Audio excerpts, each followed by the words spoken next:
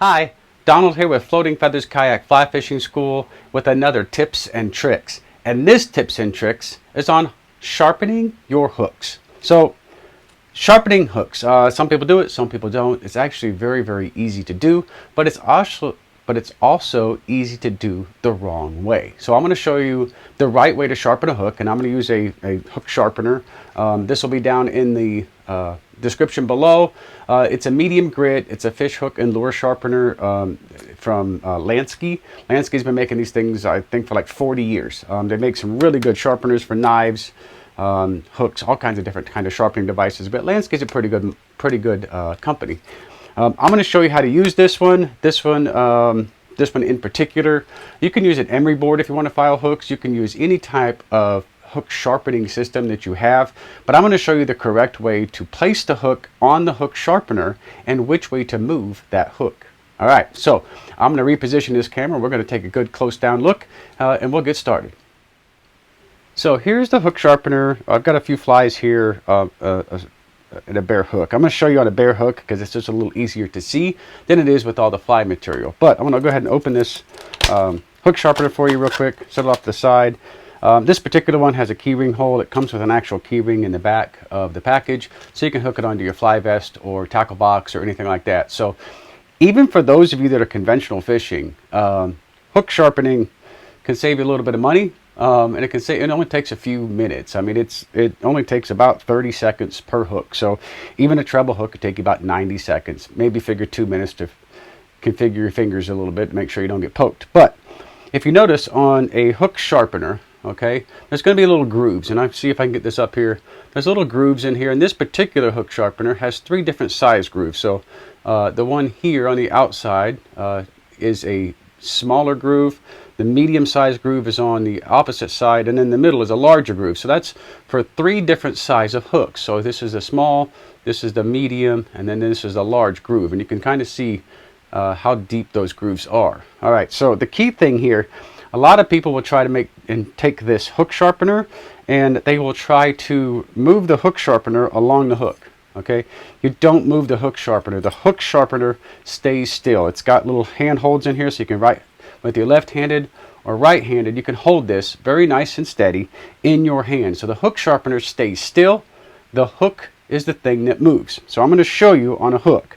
All right, so that's one of the big mistakes people make is they move the hook sharpener instead of the hook itself. So we're going to move the hook. The hook sharpener stays still. All right, the next biggest mistake I see often is that they'll move the hook from the back or from the bend of the hook towards the front of the hook. Okay, and you think that might be working, and yes, it gets at a little point on there. It does. If you go this way, it does get a little point. But what happens is as you come this way with it, come this way, when you stop right here, right, because you got to roll that a little bit, right, even if you come straight out the grooves, what happens is it starts to build up burrs and everything towards the end of it here, and I can kind of feel it already. If you just take your fingertip just a little bit, you kind of feel a little burr. It may not be huge, but a burr will keep a hook from going all the way in like you want it to. So that one's barely poking the skin right now. So the other thing you do, rather than coming this way, all right, you're going to go backwards. So I'm going to hold the hook, and I'm just going to hold the hook with my thumb and my forefinger. And then I'm going to use my third finger, my middle finger, just kind of brace the bottom of the eye of the hook so it doesn't churn. So you're actually going to go this way. Okay, you're going to go towards the hook, right? Don't go this way. All right, don't go, this is a no-no. You want to go backwards of what you probably think. So you want to come this way. Okay, and you just want to go down that towards that point. Okay, and you just want to do this about 5 times. Okay, 1, 2, 3, 4, 5. Okay, and another tip I'm going to give you is that a hook point is very much needle-like. It's very much a really acute triangle, so it's very pointy. Okay, and that's what you want. That's what you want. A nice, real fine point. So you know when a fish bites your hook, it pierces it. You don't want a nice wide hook, like a wide gap like this, like a top of a doghouse or a roof or something like that, or equilateral triangle, right? You want a nice, super tight point. And to get that super tight point, you're going to have to hold this hook not flat, but almost flat. So it's about a 10 degrees difference. So rather than holding it, you know, up here like this and trying to rotate it and everything else, you're going to just hold this at just about 10 degrees, and it's just barely not flat. I know that sounds crazy, but there is flat, okay, and there is about 10 degrees. All right, so there's flat, there's 10 degrees. So it just barely moves that hook, but that's what you want. You want that 10 degrees so you get that nice super fine point, so it pierces when you set the hook. Okay, remember, this stays still, the hook moves.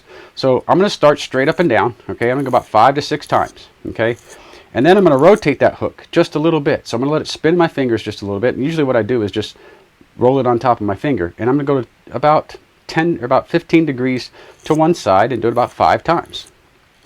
Now I'm going to go almost about 15 degrees again, so it's almost flat. Okay, and then I'm going to rotate it back all the way to the left as far as I can get it without it going sideways. Okay, what I mean by that is if your bend of your hook starts to sit inside that groove and brings the hook point out, you know you've gone too far. So go to the limit, okay, and go 5 times again, right? And then you're going to rotate it up about 15 degrees. And what I mean by up is just rotate it towards the top of your file. So you're going to start, this is straight up and down, you go to 15 degrees, okay? And I just turn this 15 degrees about every 5 times, right? And then once you do this a few times, you can get into the rhythm, and the speed becomes a lot easier. And you do this about 5-10 times. Rotation wise, it only takes about 30 seconds. It's really not that hard. Okay, and what you want to listen for is that sound that you hear gets a lot lighter, right? You're putting just a little bit of pressure. I'm not pushing on this hook so hard that it's grinding. Now listen, if you hear that rough, that's too hard.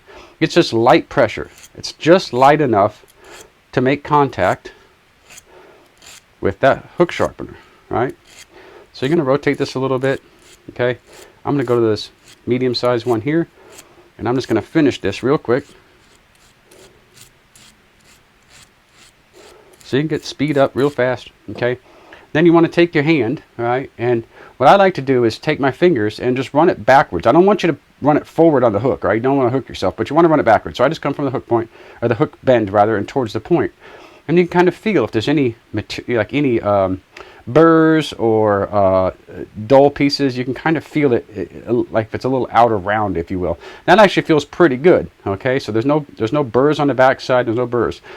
Don't have to worry about this point up here. Even if you use barbless hooks, the way that you rotate that, it gets a really nice shape. So you're going to go like this. So it's actually, if this was the inside edge, that groove of the file, then it's going to sit like this, and you're going to rotate it about this way and right about this way, and you're just going to keep doing that.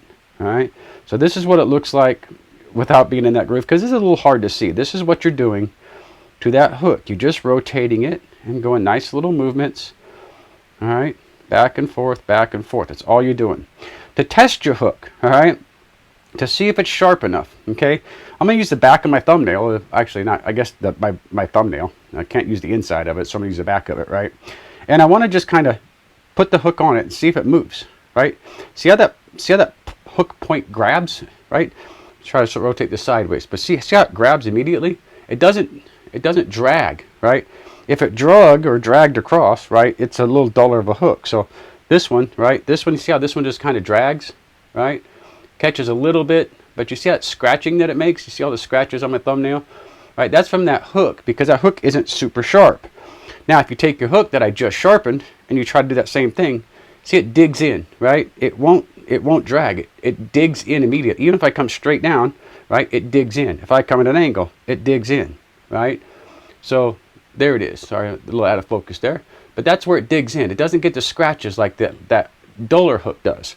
You want it to just grab onto your thumbnail. If it grabs onto your thumbnail, it's going to pierce the mouth of the fish, and you're done. It's really that simple, that easy. All right, so there is a few different size hooks. I like to use this little small one on this little. So I'm going to use this little fly. I'm going to do the same thing. All right, nice little short movements. It's a little tiny hook. Doesn't take much. on this little fly or a brim hook if you're conventional fishing or something. Right, again, you feel it, right? Nothing. And boom, look, see that catching? Even that little hook, that hook point catches immediately. So that's how you know you have a nice sharp hook, right? Bam, that hook point. That gets in there. So again, that's how you use a hook sharpener. I will have this particular one in the link below. It's got 3 grooves, small, medium, and then large on the inside. That for reference, what I was using was a 1/0 stainless steel saltwater tying hook. So that's a 1/0 hook right there. So that's a fairly large size hook, but it still went in the medium groove. The large groove will probably fit most of your bigger treble hooks, and probably 2/0 and above. But that is it. That is how you use a hook sharpener. I appreciate your watching. Please watch every Tuesday at 2 for more tips and tricks right here on the Floating Feathers Kayak Fly Fishing School channel. Again, I'm Donald Dem. Thank you all for watching. Tight lines and safe paddles.